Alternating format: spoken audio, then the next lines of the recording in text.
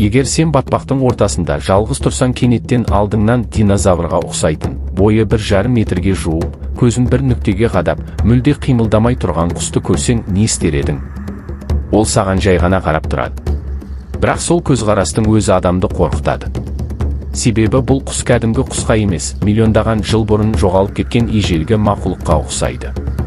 Бүгін біз әлемдегі ең қорқынышты әрі ең ерекше құстардың бірі китоглав туралы айтамыз. Негізгі бөлім.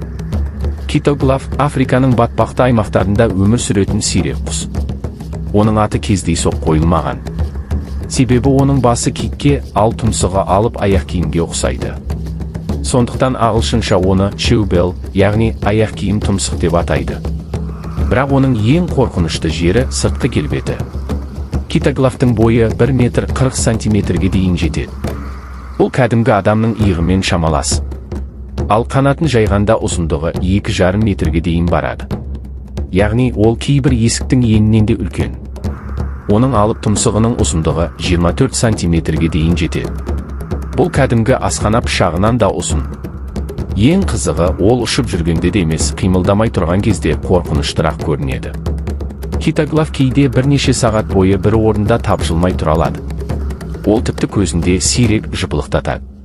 Адамдар алғаш көргенде оны мүсін немесе робот деп ойлайды. Бірақ ол жай ғана тұрмайды. Ол аң аулап тұр. Китоглавтың негізгі қорегі балық. Бірақ жай ғана кішкентай балық емес.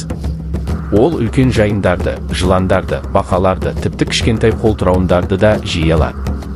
Иә, сен дұрыс естідің, кішкентай қолтырауындарды. Ол өз жемтігін ұстау үшін ерекше әдіс қолданады. Алдымен бірнеше минут, кейде бірнеше сағат қозғалмай тұрады. Батпақтағы балық оның жанында қауіп жоқ деп ойлайды. Сол сәтте китоглав бірден алға ұмтылады. 1 секунд. Тек 1 секундтың ішінде оның алып тұмсығы суға кіріп кетеді де, балықты іліп алады. Ол өте дәл шабуыл жасайды. Қате жіберуі өте сирек.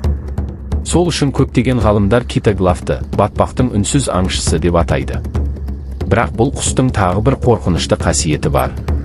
Ол дыбыс шығарғанда кәдімгі құс сияқты сайрамайды. Китоглав тұмсығын бір-біріне қатты соғып, пулеметке ұқсайтын дыбыс шығарады. Тақ-тақ-тақ-тақ-тақ. Егер оны түнде естісең, ол ормандағы бір қорқынышты құбыжықтың дауысы сияқты естіледі. Кейбір адамдар бұл дыбысты естігенде, жақын маңда біреу ағашты балғамен соғып жатыр деп ойлайды. Тағы бір қызығы, китоглав адамдарға сирек шабуылдайды. Керісінше, ол адамға ұзақ қарап тұрады.